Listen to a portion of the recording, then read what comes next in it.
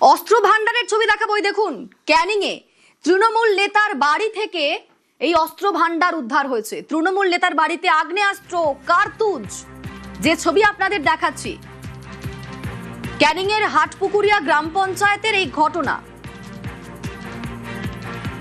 ক্যানিং এ তৃণমূল নেতার বাড়িতে অস্ত্র ভান্ডার, তৃণমূল নেতার বাড়িতে আগ্নেয়াস্ত্র, কার্তুজ উদ্ধার। আমাদের সঙ্গে অনুপ রয়েছেন প্রতিনিধি। অনুপ, তৃণমূল নেতা, তার নাম কি এবং তার বাড়িতে এত অস্ত্র কেন?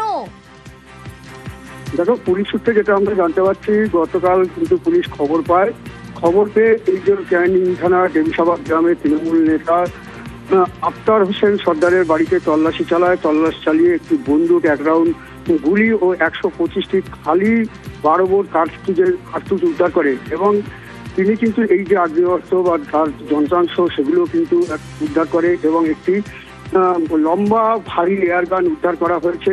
এই অভিযুক্ত তৃণমূল নেতা ইতিমধ্যে পুলিশ সূত্রে যেটা জানতে পারছি, তিনি কিন্তু পলাতক।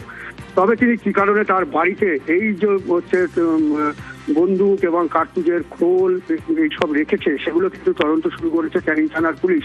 পুলিশ সূত্রে যেটা আরো জানা যাচ্ছে যে তার বাড়িতে এই বন্দুক তৈরির যন্ত্রাংশও কিন্তু পাওয়া গেছে। তবে সে কি আদৌ বাড়িতে হচ্ছে বন্দুক তৈরি করতো নাকি এগুলো মেরামতি করতো সেগুলো কিন্তু পুলিশ খতিয়ে দেখছে। এই যে কার্তুজ, 125টি খালি কার্তুজের খোল যে উদ্ধার হচ্ছে সেগুলোও কিন্তু পুলিশ কিন্তু দেখছে, তদন্ত করে যে তার সেই খোলগুলো দিয়ে সেই নতুন কি করে আবার যে কার্তুজ তৈরি করতো নাকি এগুলি অন্য কোনো কারণে বা এগুলো ব্যবহার করা হয়েছিল কিনা সেগুলো কিন্তু পুলিশ খতিয়ে দেখছে। তবে পুলিশ কিন্তু যেমন একদিকে সব খতিয়ে দেখছেন এবং এই ঘটনা এলাকায় যথেষ্ট চাঞ্চল্য ছড়িয়ে পড়েছে, কারণ গত বিধানসভা ভোটে এই যে এলাকায় মানুষজন নেতার খোঁজে তল্লাশি চালাচ্ছে পুলিশ। ধন্যবাদ।